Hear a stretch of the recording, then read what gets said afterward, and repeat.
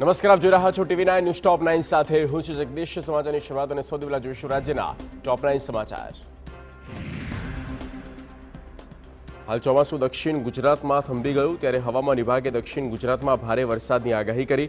સુરત, નવસારી, વલસાડ, દમણ અને દાદરાનગર હવેલીમાં ભારે વરસાદ પડી શકે। મધ્ય ગુજરાત અને સૌરાષ્ટ્રના શહેરોમાં છૂટાછવાયા વરસાદની આગાહી।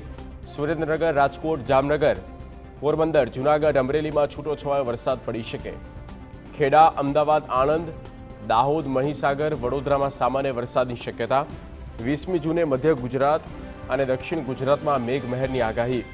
21મી જૂને સૌરાષ્ટ્ર સહિત મોટાભાગના વિસ્તારોમાં વરસાદ પડી શકે। 22મી જૂને ઉત્તર ગુજરાતમાં વરસાદની શક્યતા। નવસારીમાં વરસાદી માહોલ જામ્યો। નવસારી, ગણદેવી સહિત અનેક વિસ્તારોમાં ગાજવીજ સાથે વરસાદ થયો।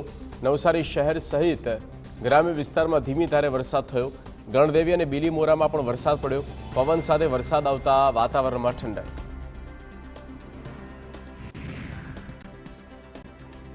રાજ્યમાં મેઘરાજાની એન્ટ્રી। રાજ્યના કેટલાક વિસ્તારમાં ઝરમર વરસાદ તો કેટલાક વિસ્તારમાં હળવો વરસાદ। સુરત જિલ્લાના ઓલપાડમાં પણ ખાબક્યો વરસાદ। ઓલપાડના કીમ, કુડસદ, કઠોદરા સહિતના ગામમાં ભારે પવન સાથે ધોધમાર વરસાદ। વરસાદ થતાં વાતાવરણમાં ઠંડક અને બફારાથી લોકોને મળી રાહત। વાવણી લાયક વરસાદથી ખેડૂતોમાં ખુશી।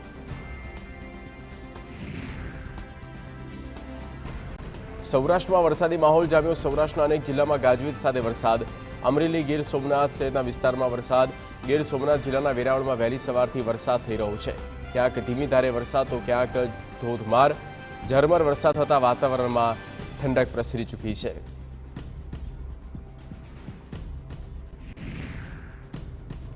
કચ્છ સરહદ પરથી પાકિસ્તાની ઘૂસણખોર ઝડપાયો।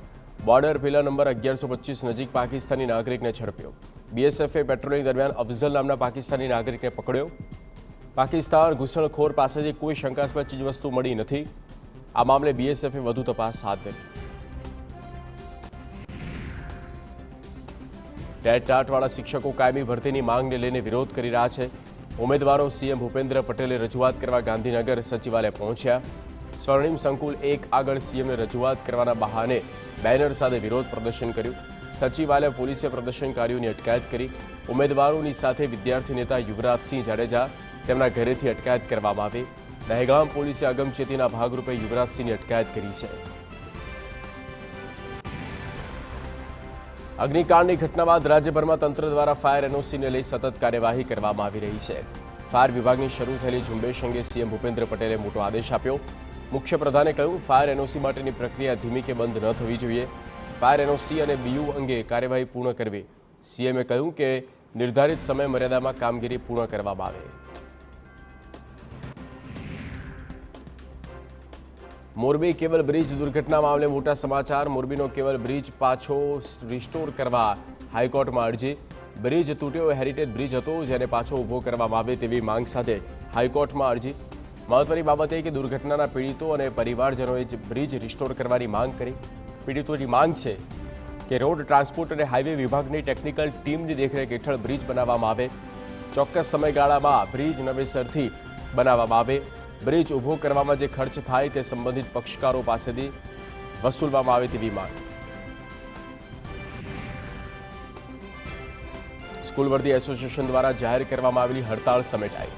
અમદાવાદના આરટીઓ અધિકારી જે પટેલ સાથે બેઠક બાદ નિર્ણય લેવાયો। સ્કૂલ વર્ધી એસોસિએશનના પ્રમુખ ધર્મેન્દ્ર બ્રહ્મભટ્ટે જાહેરાત કરી। આરટીઓ અધિકારી જે પટેલે ખાતરી આપી, અમદાવાદ સુભાષ બ્રિજ આરટીઓ ખાતે રોજ 200 ગાડીઓનું પાર્સિંગ થાય છે। પાર્સિંગ માટે અરજી કરનાર સ્કૂલ વર્ધી વાહન ચાલકોના વાહન પાસિંગ કરવામાં આવશે। સ્કૂલ વર્ધીના વાહનો માટે શનિવારે રવિવારે પણ આરટીઓ કચેરીમાં પાસિંગનું કામ ચાલુ રહેશે। રજિસ્ટ્રેશન માટે 45 થી 60 દિવસનો સમય આપવામાં આવ્યો। સમયગાળા દરમિયાન દુર્ઘટના બને તો સ્કૂલ વર્ધી વાહન ચાલક જવાબદાર રહેશે।